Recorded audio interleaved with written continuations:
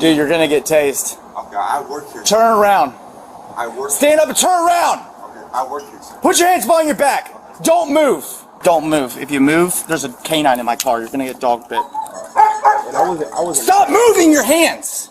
The case today is extremely outrageous. Paul, a 22-year-old CVS employee, had just finished his night shift a few minutes ago and was simply sitting on a bench outside the store waiting for a ride. He was not engaged in any illegal activities. However, a passing patrol officer found him highly suspicious, not only pulling out a taser to shock him, but even threatening to set a dog on him. What's going on with you? ID card. Something with your name on it. That's my ride. I'm gonna go ahead and go. No, you're not. Can you start me another unit, please? I didn't break any laws. I didn't break any laws, sir. So Stop, dude. You can make an emergency, please. I got one resisting. Sir, I work here, sir. I just got off work. You don't believe me? Dude, you're gonna get tased. Okay, I work here. Turn around. I work. Stand up and turn around. Okay, I work here, sir. Put your hands behind your back. Don't move. Don't move. If you move, there's a canine in my car. You're gonna get dog bit. Stop moving your hands. Obviously, Paul had committed no crime, but he was still handcuffed by the police officer. According to the Fourth Amendment of the United States, police officers need reasonable suspicion or evidence to investigate or detain Paul. Otherwise, it would be an infringement of his rights. That is, the government cannot conduct unreasonable searches and seizures on the people. However, the police officer believed he had sufficient grounds for arrest, even though the driver Paul had called had already arrived at the scene.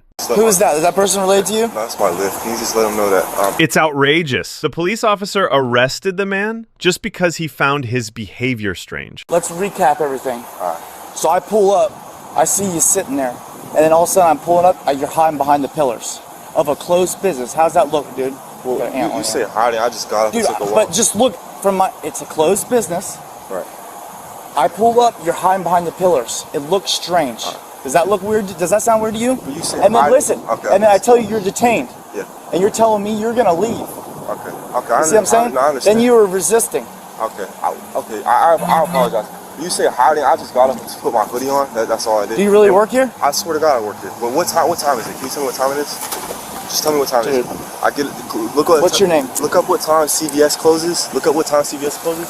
It's 10 o'clock. You got your ID card on you? I didn't do anything wrong, sir. I got off work and my manager just left. His name is Mike. At this point, Paul still naively believed that he would be able to leave soon, but the police officer had no intention of letting him off easily. I'm your ride. This is my ride. Just 1 second. I'll talk to him for a second. Hey, you're good to go. He doesn't need a ride anymore. I'm gonna give him one. I say he called a lift or something, I think. Yeah, we're on the lift.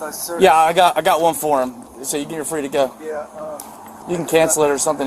He might get arrested. So. Yeah, I hear you. I just I'm trying to figure out with her cancel it. So. Okay, I got you. You can hang out then. All right, I appreciate it. The driver who came to pick up the order once again confirmed that what Paul said was true, but the police officer still chose to ignore it, seemingly determined to make Paul suffer a bit. Then he got back into the car and tried to search for the other party's faults using the computer. At this moment, the police chief arrived at the scene and the officers began to explain the situation to him. But were these circumstances really as he described? What illegal acts did poor Paul commit exactly? Dude, this one was kind of strange. So I'm passing by, I see someone singing, so I was like, I'll dip in and check who it is. As I'm pulling in, he hides behind the pole. So I'm like, that's fucking strange. So obviously I need to talk to this guy, his business is closed. Apparently he works here, but dude, he passed that point and he's trying to jump in that and leave. Yeah. Is that his shit that's on the bench up here too? Yeah.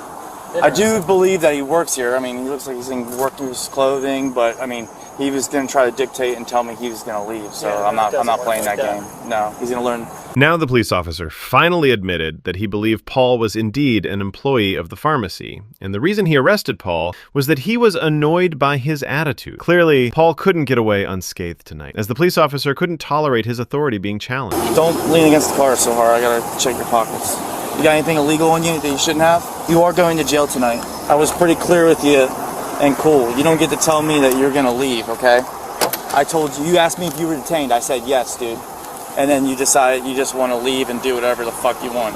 Are you going to talk or? No? Okay.